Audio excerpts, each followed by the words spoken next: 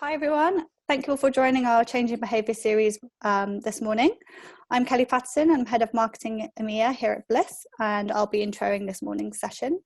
We'll be sharing the insights we're seeing from our data on the rapidly changing consumer behaviour, and we have a bit of an international focus for you today.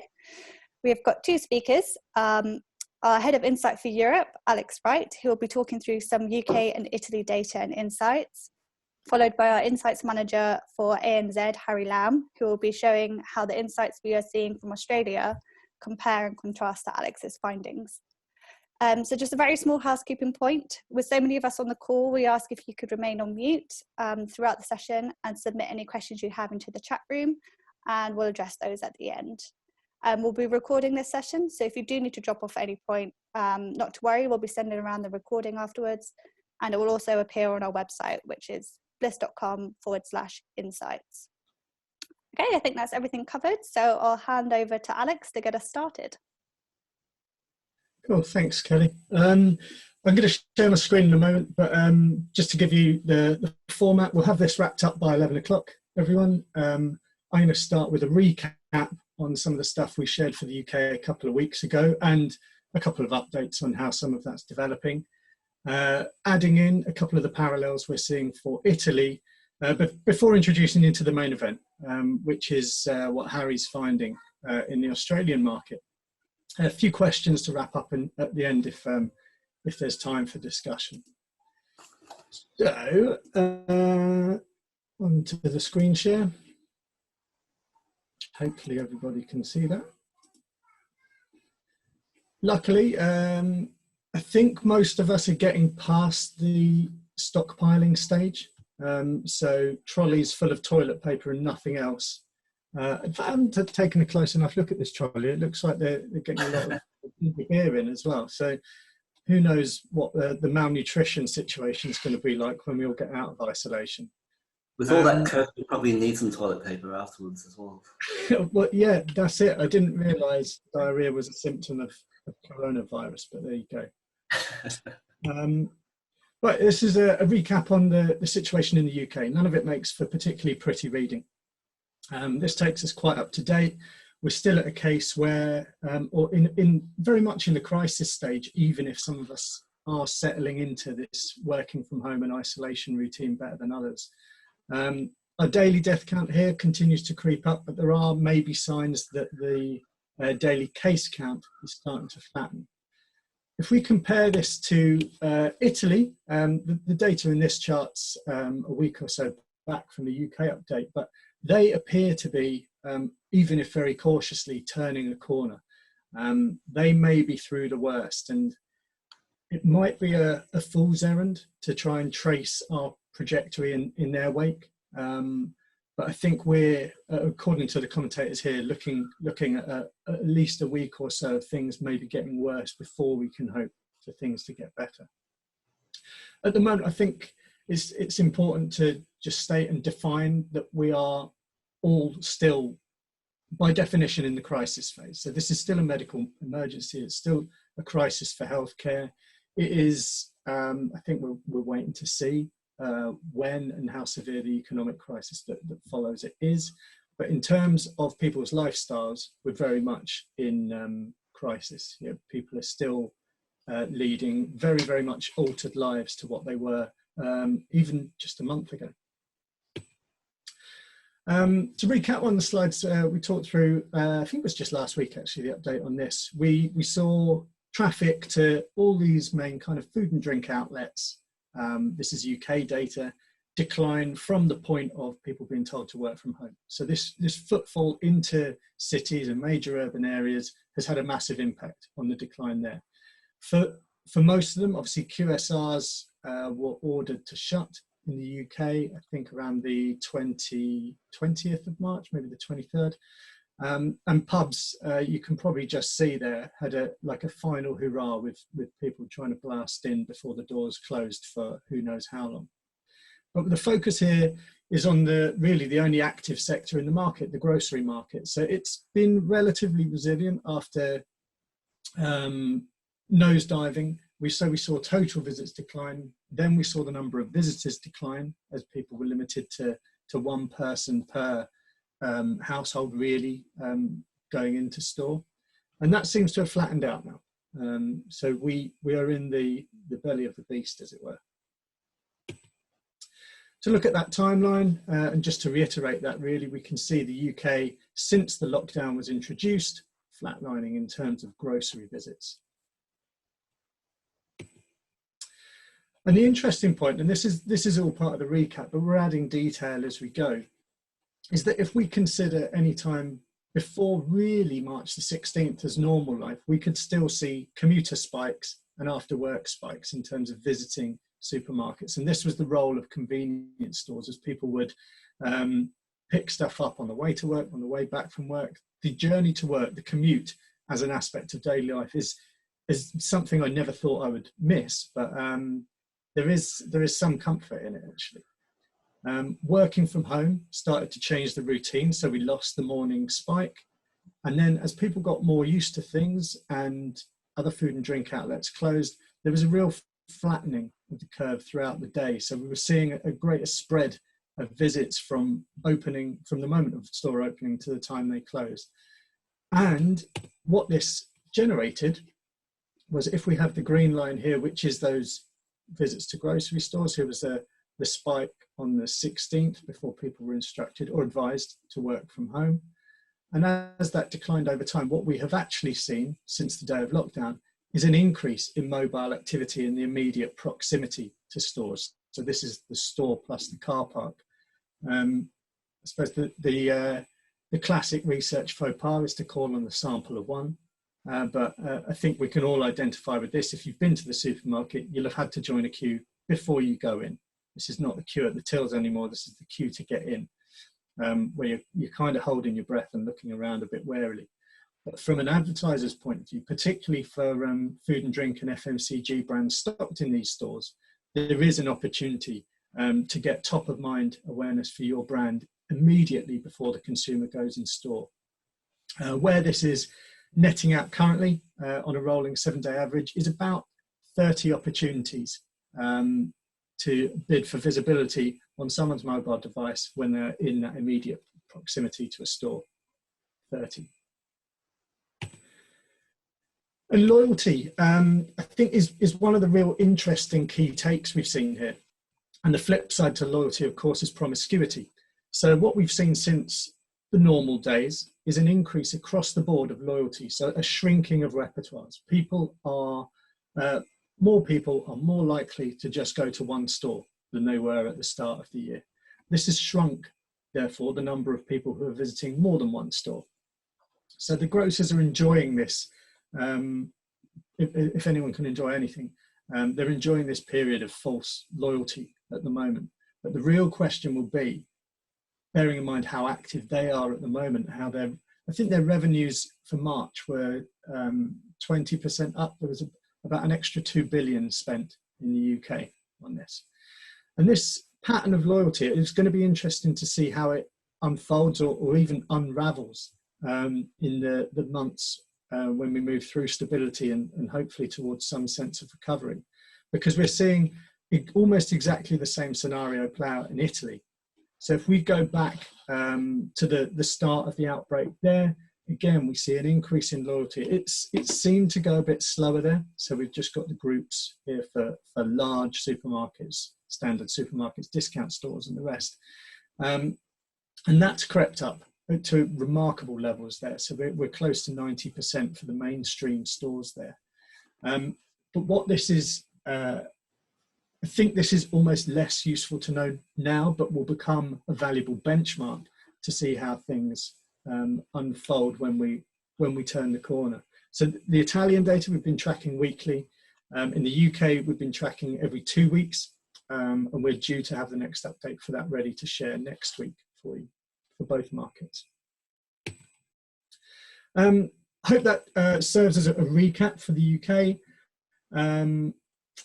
The only last thing I wanted to mention before handing over to Harry was that what we're also seeing is the flip side of loyalty at the moment. So for that 20 or so % who are still visiting more than one store in the reporting period, so more than one store in 2 weeks in the UK, more than one store in Italy, in 1 week as we're looking at it, is a diversification of repertoire.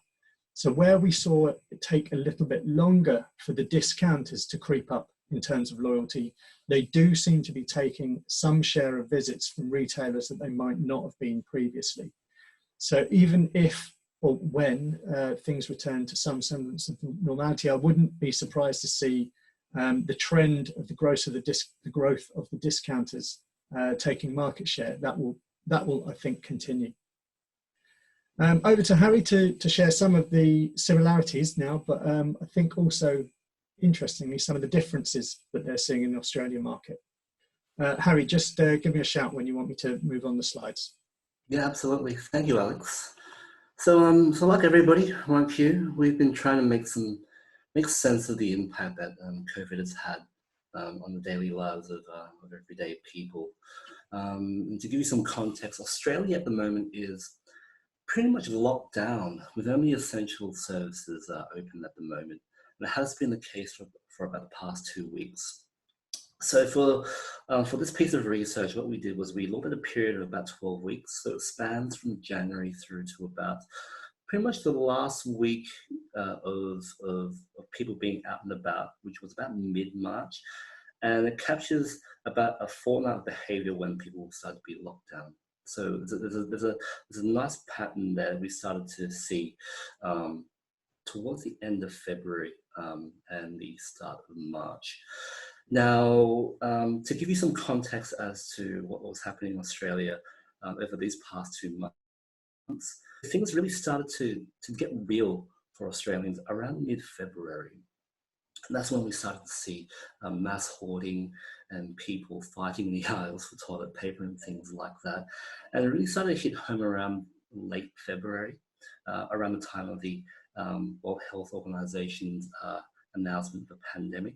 And the government announced a few measures to start protecting consumers and workers and businesses. And around about early March and mid-March was about the time when isolation and social distancing really started to kick in. The thing is, though, you probably don't need much data to tell you that COVID has brought a lot of change. But in Australia, at least, we're starting to see that the data is starting to settle a little bit, and we're starting to notice some interesting trends emerging. If I can change slides, Alex, thank you. Firstly, apologies for the wall of text I'm about to throw at you. This piece was meant to be read in a PDF form, so if you're jotting things down, don't worry too much. We can send you the deck afterwards as well, if you're interested. So the way we look at footfall, just as a bit of a recap, if this is your first time on one of these calls, we treat it as much more than just a volume metric. So it's a really fantastic measure of behavior. And when you have a good handle of behavior, you can understand a great deal about audiences, about demand or consideration, intent, but can also tell us a great deal about needs and wants. And this is what this piece is all about, needs and wants. So, so most events have a gravity to them, big or small. So whether you work in finance or media and marketing, as I suppose most of us do, you see the effects of these events in day-to-day metrics. So the most obvious ones would be, for instance, like mobile impressions are very different on a holiday than they would a work day. Something closer to home for Blis would be, we usually see a spike in footfall to pubs during a sporting event, right? But you know when an event is really, really life-changing, when it starts to change the way that we work or the way that we consume or shop, or the way that we interact with one another in our environment. And what COVID has done is impacted all three of those things. So we're heading into quite unprecedented territory. So this piece aims to look at how these behavioral changes have impacted wants and changes in wants and needs. Next slide, if you could, Alex. So the first place we looked at was the workplace, and the way that we did that was we measured footfall in our CBDs, so basically our central business districts. We measured them over the period of 12 weeks. In Australia, and I suppose in a number of many cities around the world, CBDs are a nice proxy, if you will, for work and employment. It's where most businesses are. Business is conducted, is where most people are employed, and it's probably the busiest spot in terms of daytime activity. But it's more than business, it's also a hub for shopping and dining entertainment. So if you're looking for a canary in the mine, if you will, this is as close as you'll get. Now what we found was, and it's probably quite similar in other markets as well, is that activity shifted almost immediately to the suburbs when people started working from home. And more specifically from a consumer perspective, the home has become the focal point for almost all consumer activity. So in your markets, these numbers and this dispersion will probably vary quite a great deal. But I think what is somewhat universal is how the consumer journey has become more localized, right? So understanding and reaching consumers in the home has become really, really important. So at Blis, you know, we're lucky in that we have some rich historical and behavioural location data. In Australia, what we're doing is we're applying that data and cross-referencing that to residential locations. And what we're able to do is still be able to reach that gym goer who's staying at home now, or that office worker, or that person who visited a bank or something like that. Next slide, Alex, if you could. Apologies again, this is a very busy slide, but what's going on here is we're looking at at the impact on how people travel and move. Right, so everyone sort of knows that proximity to a retailer or a brand has a huge impact or a huge influence on choice, but so does transport and options and the flexibility that they provide. So what we're seeing here is really quite similar to what's happening in the UK. People are traveling for different reasons now.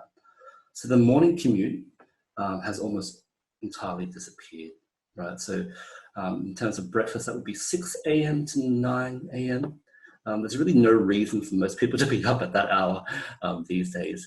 And that's seen the biggest decline. So traveling now has become even more purposeful and more focused on consumption, right? There's also changed the way that people travel as well. So in Australia, public transport use has taken the biggest hit. And that should make sense. People are avoiding public spaces, confined spaces. What is quite unique to Australia though, and also New Zealand, is that car ownership is very, very high. I think there's about 73 cars to every 100 people. In the UK, we had a look a couple of days ago. It's about almost half that, so there's about 40 cars to every 100 people. And that has a real effect on how people react to things like availability and scarcity, which I might just touch on in the next slide. So if I can draw your memory back to the loyalty and the promiscuity slide that Alex showed earlier. So in the EU, in the UK, what we're seeing is that as COVID progresses, people are becoming more and more loyal to in terms of their shopping choices. And Alex can probably elaborate on the reasons as to that. In Australia, what we're seeing is rather the flip side. It's the complete opposite. So across a lot of verticals, especially in terms of consumables, we're seeing an increase in promiscuity. So for example, in terms of QSRs in January, the average QSR would expect that 31% of its audience would visit a competitor. Right up until lockdown in Australia, what we saw was that QSRs would expect that 50%, almost half their audience, well, exactly half their audience, to be shopping around as well. And we believe that there's several reasons for that. And the key ones are availability and freedom of movement. So correct me if I'm wrong, Alex, I've only been to London that one time, that one glorious time. But in the EU and the UK, in terms of metro density, proximity to options is generally, people generally have options a lot closer to them than they would otherwise in Australia, especially in the suburbs. So in the CBD, there's a lot of options close by, but in the suburbs, options tend to be quite sparse. Yep. So, so what we're seeing in the UK, I'm sure, is that people are able to still shop local, and that tends to be the opposite case in Australia as well. Secondly, there's less reliance on public transport in Australia. So people have a freedom of movement without the need for public interactions, and that's what a high rate of car ownership provides. So what we're seeing in Australia is that when faced with scarcity, say for instance, if you can't find toilet paper in your supermarket, your local supermarket, you can pretty much hop in the car and drive to the next suburb, right? But there's no need to be, there's less of a need to be exposed to people in public transport and confined space. So scarcity is a big deal. So in our market, consumers are now forced to be less choosy in terms of their options and be more open to new brand ideas, which are excellent conditions for brands to gain share of market or share of voice. Next slide, Alex. This should be probably something that's also quite universal as well. Australians are also now much more brief in their public interactions. They're much more purposeful, much more direct. And we see that in the time they spend outside. Let's say, for instance, in the past, they may have spent 30 minutes at a shopping mall. Now they're spending about 20 minutes. If they used to spend 2 minutes at a convenience store, now they're spending 40 seconds in and out. And that should make sense for quite obvious reasons. There are several quite important implications. So when people are more purposeful and direct outside, and when they're being more brief outside, it means they're making fewer decisions when they're out and about, more decisions being made at home. So chances are decisions have already been made before leaving the house. It also means that when people are out and about, you have less time to make an impression. So that has implications for things like out of home, or when you're trying to convert people when they're out and about. Messaging needs to be more direct, more simple, and more succinct. Alex, are you seeing similar things in terms of how people in the UK are interacting outside? Or you know what? We just looking at the grocery data, for example, are seeing the opposite. We are notorious as a nation for enjoying a queue. What this crisis has given us when it comes to going to the supermarket is just an excellent opportunity for queuing. The last couple of weekends I've been, and strangely, I have kept to going to the supermarket at the weekend, despite them being open all day, every day. I tend to join the queue about 2/3 of the way around the car park, and that gives me at least 20 to 30 minutes in the queue, because it's a long queue, but there's not a lot of people in it. Everybody's observing social distancing etiquette, but yes, almost without fail, because everybody's on their own, everybody's on their phone as well. So I mean, what we're seeing is, if you're seeing shorter dwell times, we're seeing higher dwell times using this idea of session index as a proxy. So the number of bids per unique device.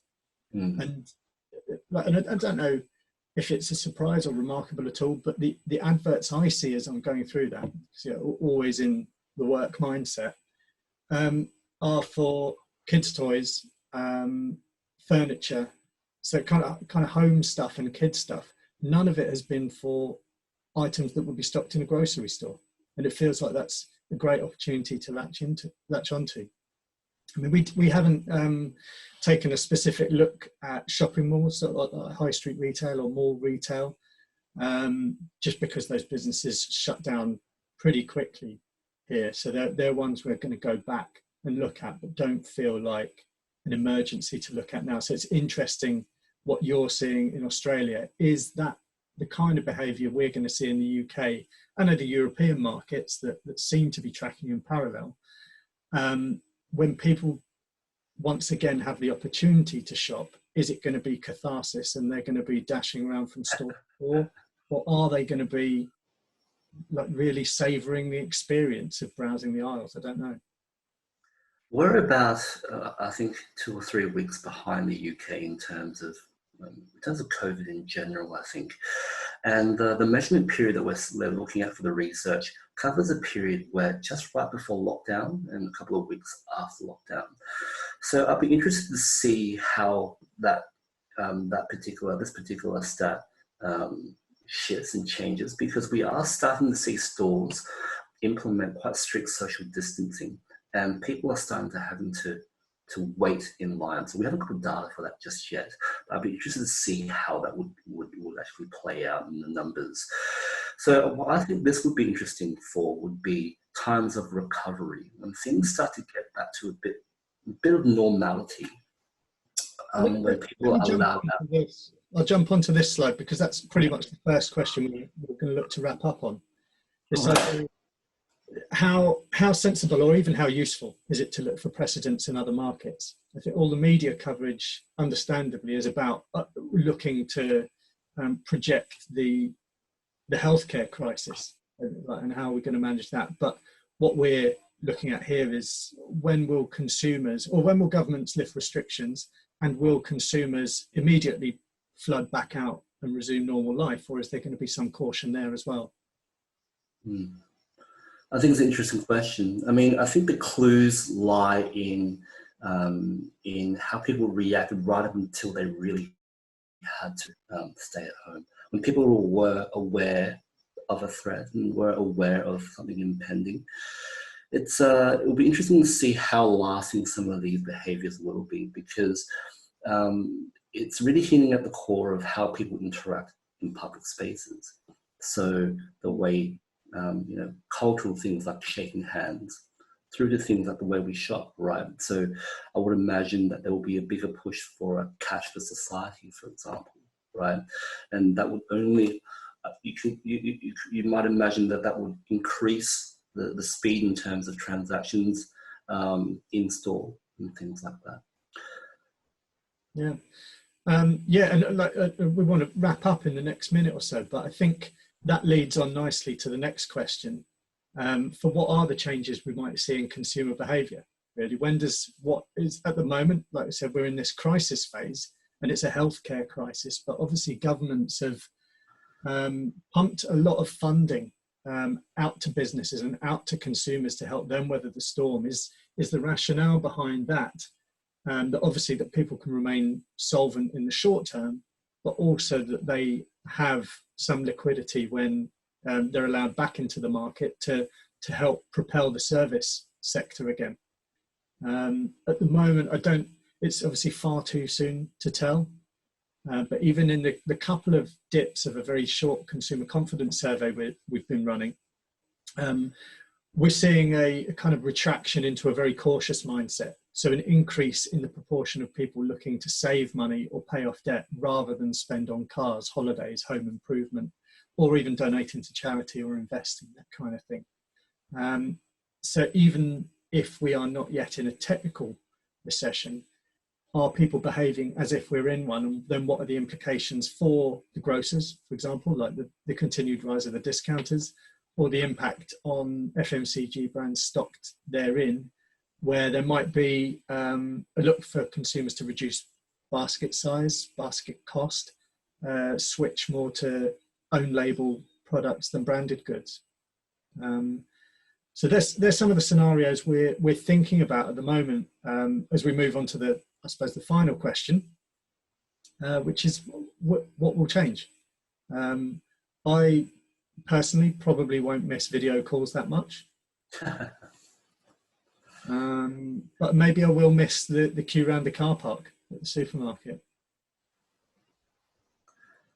Yeah, I think we don't know what will change yet. It's easy to get caught up when you're in the moment and think lots will change, and then in hindsight you realise actually not a whole lot did.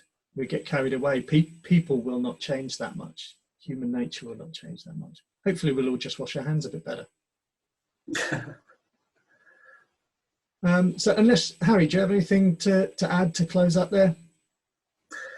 No, I think it's always interesting to compare how different markets are reacting to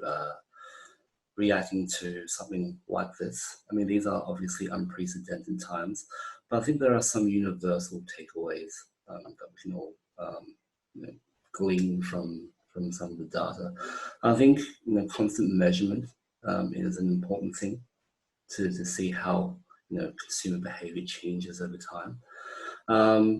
And I suppose a lot of questions are still up in the air, in terms of how consumers will continue to react and how it will change consumer mindsets. But yeah, it's certainly very interesting in Australia. We were heading towards quite bearish times, I think, anyway, and this has kind of just thrown us off the cliff. So hopefully, I think we were almost the opposite way round before. Obviously, this situation has never made me wish to have Brexit news back on the agenda. But when the election was done, the Brexit happened. Coincidentally, on the same day we got our first coronavirus case, I think. Yeah, things were looking up based on the political stability that had been a long time in coming. And I think that's actually one of the topics we want to cover next week, is how that's affected one of the key sectors that we'll be advertising now, so the DIY and home sector. But yeah, you're right. Continuous tracking is what we need to keep doing, because everybody at the moment is looking for answers, and very few people have them. So the best we can do, I think, is work with what we know, so the objective data we're seeing, rather than kind of leaning too heavily or getting carried away with speculation. So we'll keep these coming on our behalf in Europe, and I guess yours, Harry, in Australia and New Zealand as well. Yeah, nice one, guys. Right, well, thanks everyone for joining. If you have questions, please share them on the chat or get in touch with us after, and we'll respond as soon as we can. Look forward to seeing you in the next one. Thanks.